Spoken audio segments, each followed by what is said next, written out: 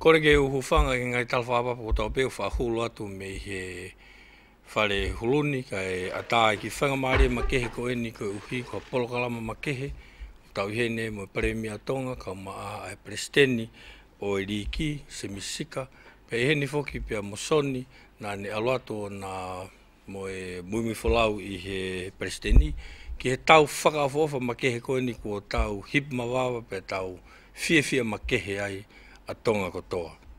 Ko bea whatapu ki o tau hau atu po wono, kau maa e tahine kuini nanas pau, kau maa e hou eiko tau pe whanua, mo e kakai. Tō whapapa ke meheni ma tau paremia, pea mo e kabineti, mo e whakarere ho tau whanua, ke toko ni ko toha tau whanua whalufua. Whangamare ko ni ha ki whangamare ma ke tau tāno ma ke he ai. Ki he mana ko ini ko hoko, i kai tonga, ka koe mana i mamani ko toko toa.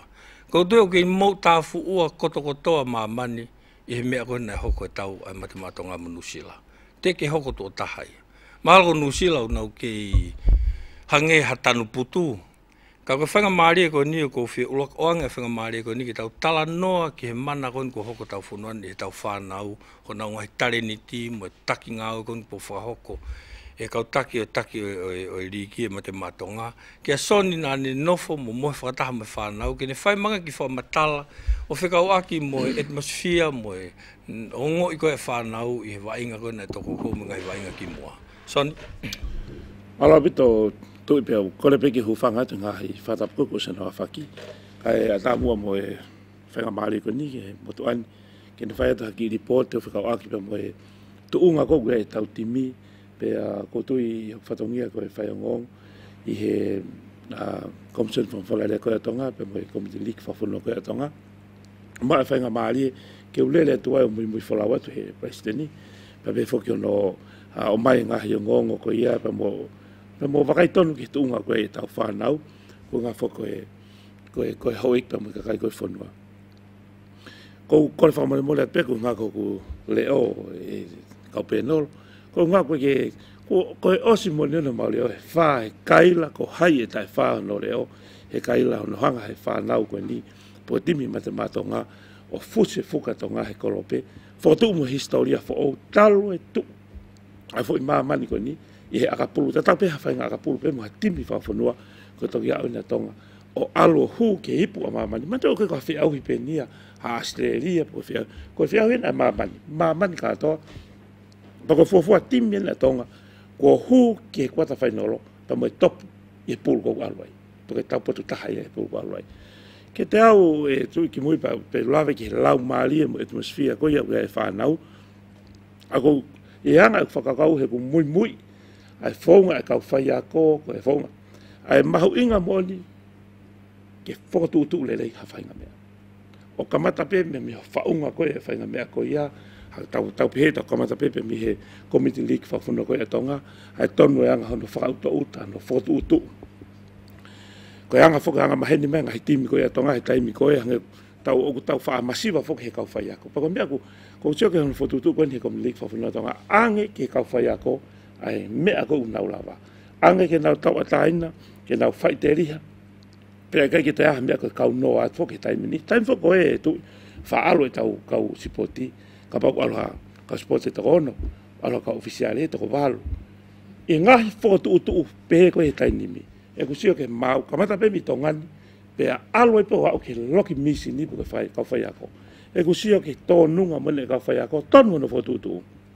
Ue tama ki mo i lele i e timi, ue tama ki mea kai, ue tama ki whamalo i sino.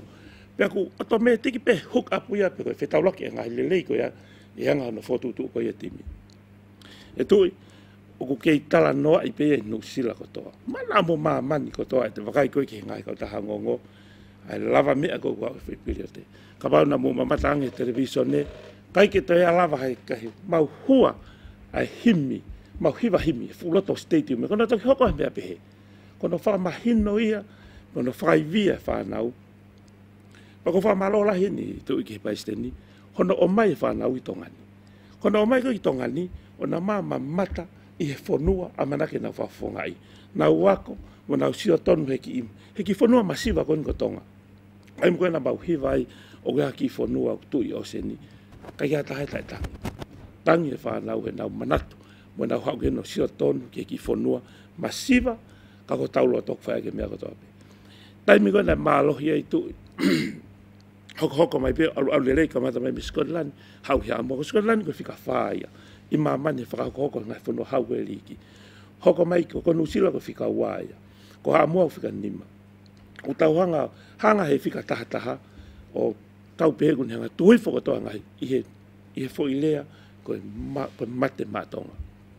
Pako pehe tui ko lau maali ko na ia e whanau ko lau maali i he wawonga taha whiongo ngoi mo e nau manatu mo se mahina pe ko more lahi e nau hao wainga ki o nau ngai whamiri ki tonga ni. Ko ngā ko sirini na nau mi mau ko wahe lele ngai whainga maali keke. Maa peko mo sio pehe whaia ka koa Nusila ka kia whainga maali ki toi wainga e toko nima ko ni ko nau whakasitua e Nusila ka na hao wainga matonga. Ko more whainga maali ko ia ka nau liaki e nau mooi na hao fia mate matonga. Ko pehe tui ka pate o whamatala hange peka lau vale he kulo toki o whamatala ai fia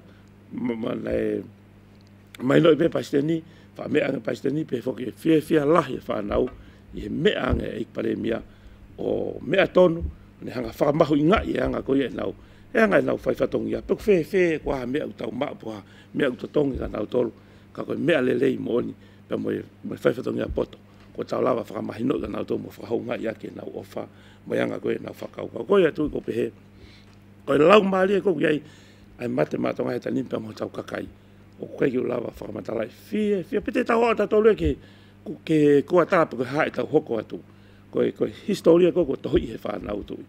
Nā mo ui lelei, ko whanau ko ni fu matu aki whau professionale mo ne anga teu mo taliangi. O i mahanga pe ko lau kane nei, ko ne whakatutu lelei peha mea, o ko oto mea tiki pe ora lelei e mau pe mea.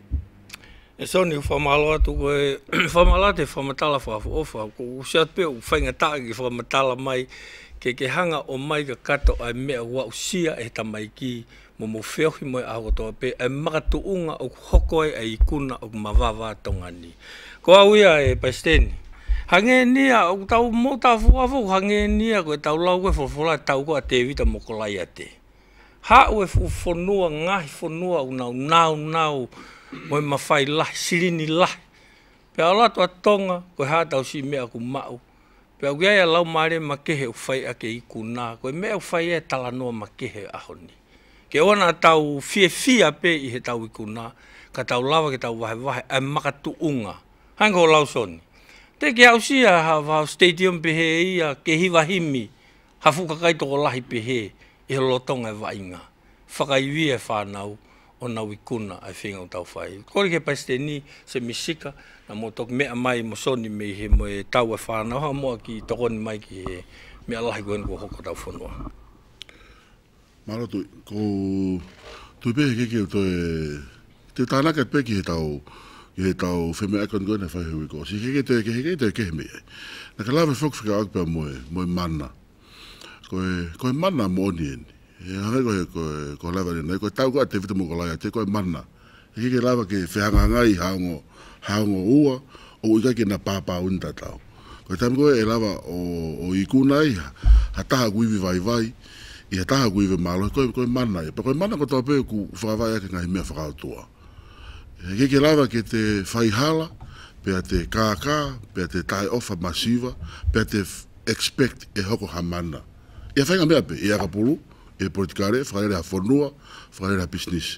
Kua pau pe ke whakawai ake ngai mo ni mea whakautua, kai toki lawa hoko hamana.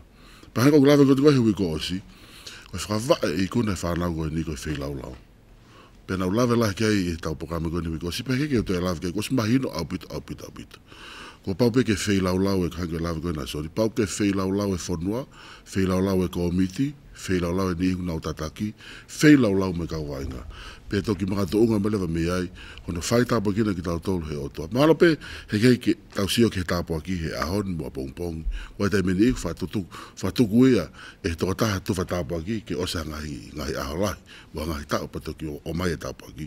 Au tau whamalo ia kuhi koe timi koe ni, o kuri o mai pe mana tau sio mata pe ki ai i he whai tai mini pe. Pako pe koe tāpua ki lahi ia whanua.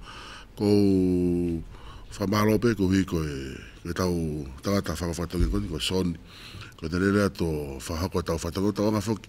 Ko eo hati makapuru o mui tawhaka ofisiale tō ko tahawhia au awhia. Ko whamaro ko hi ko e tau, kamata pe tau whera o lau he urak tau. Lelea te motoani, whawhea te tau tama Pringnis Kalauni ka ko e pataloni. Ne mau ko pataloni me whawhea o pa me motoani mana mau toko tol, toko wha. E tau honoa, na ina te motoani, whawhea ke eki paremia.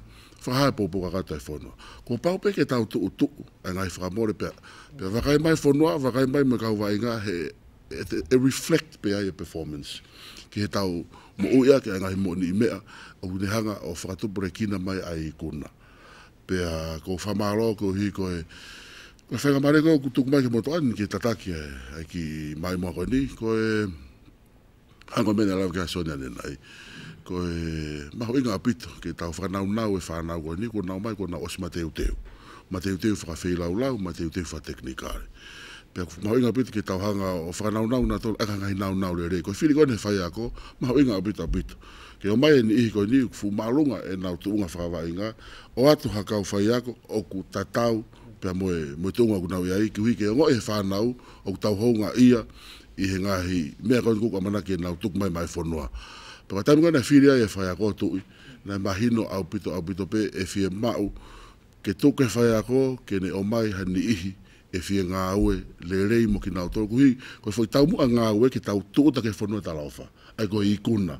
E ke whie mau e ke tau te mono te tatoa ngai mea, e te whakawhi atunga e ngā ue, pe kau tau lawa kai he politiki, ko tui whai mo toa nia tui, e mau ngai koe kabineti, o kua tui au to tonu ke hape minister mo ne CEO, ha minister mo ne ko au ka tare kita ko ilalo o ko tu yo to ton ki ha minister o ku nau whakakau kau tatau e o manga ele nga we pe vave e ai ko foi concept ko foi ko ki tim ko ni de vahe fai ako to ko fai ko ni film man trainer assistant trainer physio mo ko me pe ma to fai me pe mo ton fai ko no facilitate mo to ni ko hanga me fa paanga fa ko ke o kabineti o ko fonga ko ku le ko ni na frere ko frere ko e tau tim ko ni pa ko fa maro ko ngai fa mari ko no ma ke tau hanga fa ko to tono tau fa tongia o ma to unga i tau mo ko to ape mai kuna fa lo fu mai fono malo bito e pastene ri ki se misika pe ko e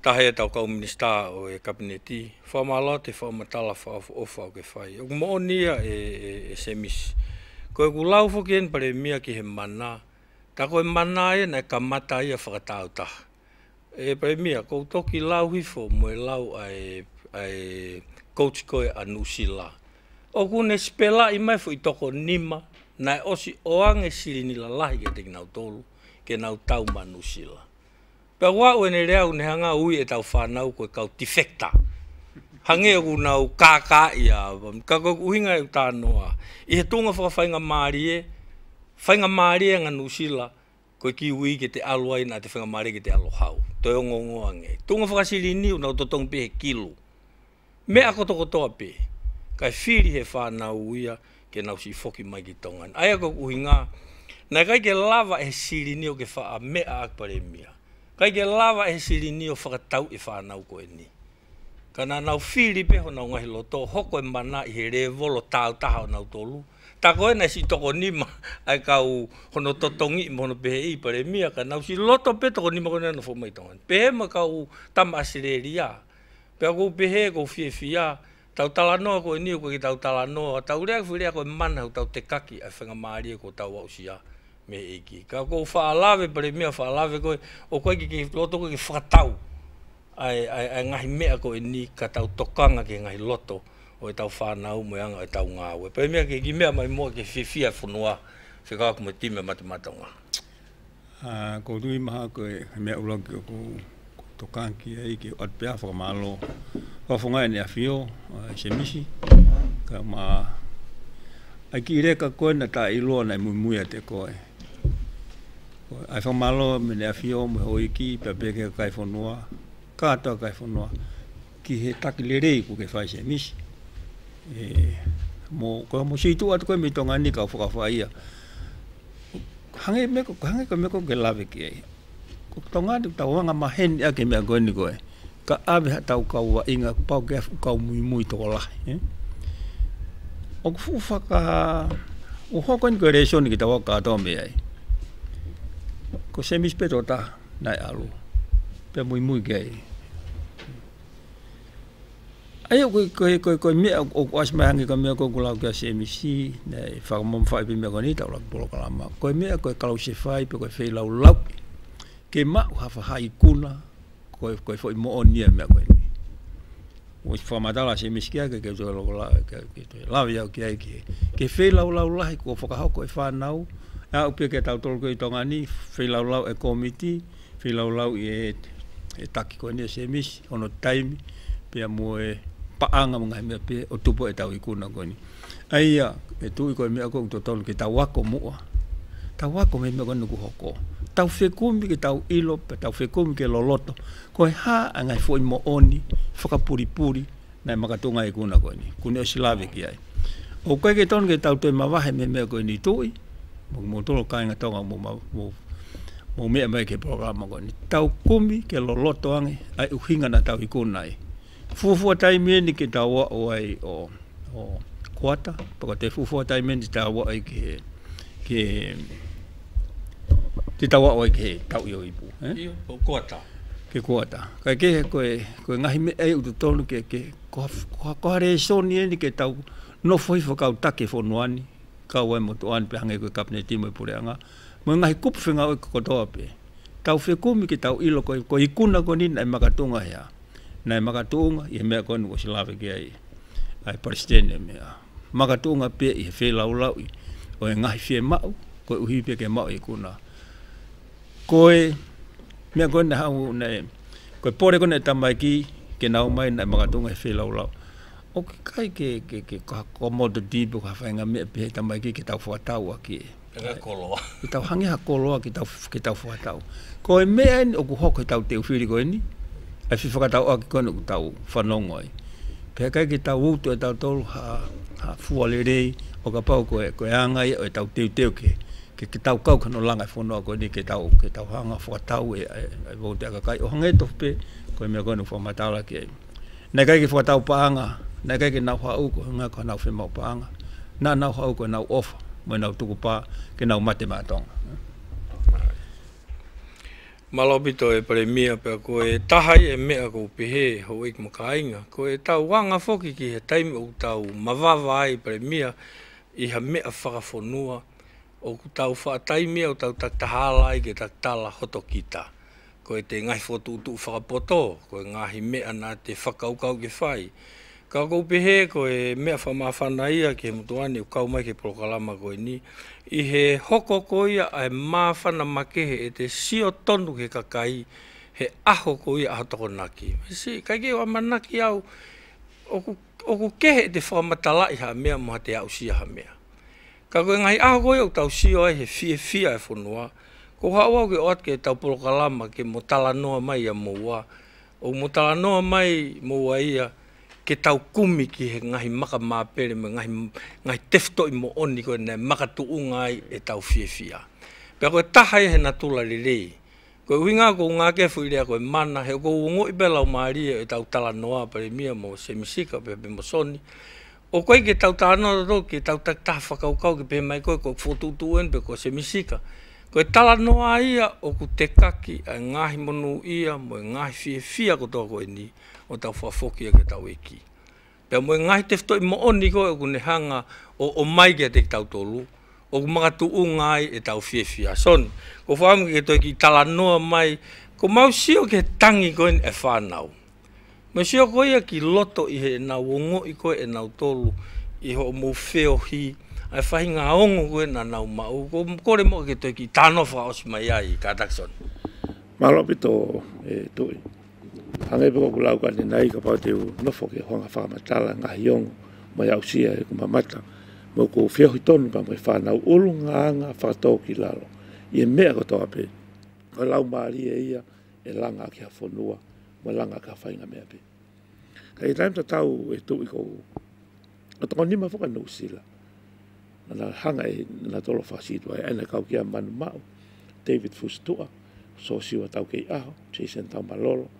pe mo Solomon e kata ai ko me ai ma mai ko e nusila e ka nusila ko pe ko hanga fa na ko ni o lavaki ta pe ke foi le ko lavaki pe ko fa si to ai no tol ka ko fa na o tam ga na ma fa ta hai tu pe mau te ke ma ka ke pasi ko fa tonga ko sma o fa na ko ni ne ko na tu ko i muri ka ko na ma u nga ka fa tonga pa ko fa malo no ke pu ke na tol pa be ke huai mau him alfa ke ia tu i ta faki fai ngo pa na ma fa fa tonga tol alo fa ngo o ko te lele vai pa te puna ke au malunga pito foi alu ko ni ko te puna fala mali ko te hoko ko fai ka te o te ia tata nga hua himi ha fu state mu ia tau ia ipo amaman ko au peta ko hua himi pa hiva ko to ai fu state mi ko hua ko ia ko ma hiva ko ia kai nga ta pe tangi ka mamata pe tangi pe me fa na ai ko fenga la mali ko sio pe tu ko no o ko ke to kamata pe le to malai ko pau ke kamata tu me tu malai alwa to nga ta fa ke pe ko honora e to o mai malai pe ko nga pe tu ko foi ta no mahino ko te tau to ki ilo fu akau yo no fu ko ya fu akau vida e kovi pa ne mai ya fu ulele ko pau ke kamata me tu alwa e ngai stepu ke pe ko step frau si ko no mai foi fu fia ko to ai ka kai fonua ha ko pe tu ko historia ko to hi ko i tauni o manatu ke waf mafitu e taimi na mu ave e tawa pulu inoni ko lau mali na kamata mai me po ka kai pe ne ko hangi utau ki low profile pe tau ki fa to ko lau mali ko ta mai ki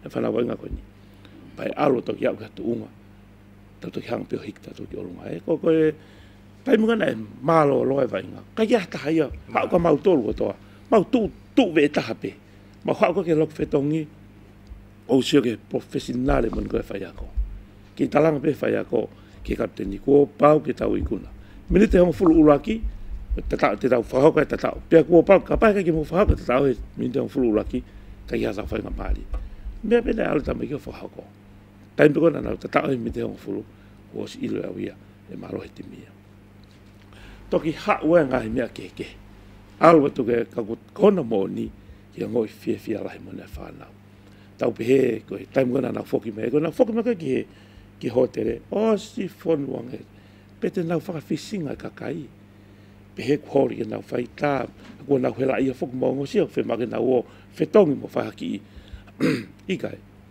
to pe fa na o ke o si fe ma ka kai pana ko ye hange ya pe te si ko na hoko ka superstar he ku fi ya ngai ka ta ngo pa ko fa ma lo lai ki ik pale mia pe fo ke komison fa fa la ko tonga o kai ki ta fa fa tonga ai mahu inga ko e mitia ke ne hanga fa fe ho take ka kai pe mo ta ko wa inga he ko tu fa ma lo ke komison fa fa la ko tonga pa ko mele ta lu la yo te ko ke fa tau ta mai Amerika ta mai Hawaii ko asle son ha me ko ke timi ta ko fa ngong e TPC ke mo ta ang ke update mai te ta huma ta ang e val fit point ni mai koi Olivia fo tu inga ko al fo ke TPC la ye me mai pare mia lea update tau ki tonga e ko me ni e fonua la o io ka pa ke me mai te tau ele vai me ko ya ka ko ma inga ko tu ai e ko update mai tau a ko se fo ke to yang ko ke to ko a no lau ang ka kai ka ko ha me fai mo update mai vai nga ai ko fa malo lai ko na fa fe ko taki ka vai nga pe mo fonua fa lu fo he ke na lava na ma vai vai ko pa ke na alfa ta pe ko ngai pe ko lau ko ni nai lau mali ko ti mi tai ni mi fia ka ko fia ko pau tu ke ma me ko to he kai ke uri ha me pe mai fu ma ko pau ke ma ko miti pau ke ma ka fa ya ko ka va inga ko ngai me ko ya ko pau ke mo ni ma ka ho ko mana he kai ho ko mana ma ngai pe ko lau ko e pa steni tu ka pau ko ke ma ta pa ke hon ma ka ya pompong pe ka pau ko ke ma pompong o ko ta pa ke tu ma ke mo ta ngata tau pe tu ko ngai ta po ki ma ko ia me fa na ko ni mo le son ko mai fa na ko ni o ku ma inga ke ta wa ko mi pe mo komiti ko ni pa mo na to na foto tu eliki ke tau ngahi me ka pe ke ma pe e toki hange pe ko lau ko e fola tok fe ngau e aki pe ngai me le ngai me ka to pe ya ke le fa lu fua pa ko me to so mata ke ta ni mi I kai ko hirio ai hingoa ko ia tonga ai ki foi piriote ko ongo ko na mau taimi ko ne o se vai nga ka pa na mo ma patang pe televisione tulu tu ko to fa na ulo to fa na ulo tu mau lak hiva o ko haki fonua he ko kupu ko no wa pe tamatonga tu o nga we hokolo ake fa mon ko tau lo tu ko matai ko lo pe tonga ma lo tu ke eki ene popo hange pe ko lau o marui atu po I kai fia a falela fia ma hoi ki mo kakai fonua I ngau lele o faha ko tau fana Malo soni ko unga fo ka hanga fo ke tau hinga alo soni ko al tama fa teknikare ko fehu ia ka ko ke fa mata fa teknikare o ke to fa mata fa lau mari mai pe ko Ato ia ka tai nimi ko e ke waterboy / news / al ke fai fekau ka te alo te maunga e foi tau hoko Ko mea fukia e kainga o ko winga ai o ko fia makehe ai he tala noa mo soni ko ia na I loto he whanau. O pe au te uwhehu at ka te koe e whakamatala kempreni, whakamatala whakacoach, o ke toi hau pe koe I he mea whakalau maari. Ka koe mea e mahalo o fia makehe ai. O koe kia hata whaakia e toi tai whakalau maari he alu e tau timi. Ko pehe ko kore se misika ko to algo no ko ave hatama e alfa teknikare ke ha formatala fa teknikare ka ko pehe e au e soni ko me ko ke formatala ke tau to tana fa teknikare he na e ulungi ki ui he me fa teknikare he kempreni na ulungi ai he ngai fa tu fa lau mari o tau ia ko mana misik ha mo o ki fa si mai e tau talano ki hip mavawa ko no tau funuan he matematonga Malo koe tāna ke tu pe koe tau hai wai lani nei koe tangata whako no mai whatongi au e lahi apitu pe o popilanga soni he malo I exchange and tau malolo e whaitu one he tainimi koe tau tāno wha teknikare o si kakata pe he tangata koe ni ko tui pe maha o si pe soni ko to ha to tāno wha teknikare na tau si o mata pe ke wha teknikare he comeback koe whanau he tu honoa to tala no ia tau si o pe tau tolu ke he laku koe me hu hola me pe koe ko famalo pe ko hi koe whatongi koe mo tani koe tai whanua pe mo e whatongi ke e pare mea mo kapneti ki hono whakaka popo ka kato e whanua whafunga e ho iki ka pe foki ki he tau tama pinis kalauni ka patalonia o mai moa ki he whahonga ki he whanau. O ngoi pehe mo toane hure tō lere atu, o honga au pito ki he whanau, ai tō ase atu. Pea, ko tui pea o ku ai pe mahalo ha toi, e te mahau inga anga pau e toi kakato atu e tau boubou, I he ngahi tau kono toi ki mawhatuktuki ange, I he hoko mai, ko tui pe mahau koe tau kono koe I okalani. Ko pepe ka pau te tau mālohi he tau koe I okalani.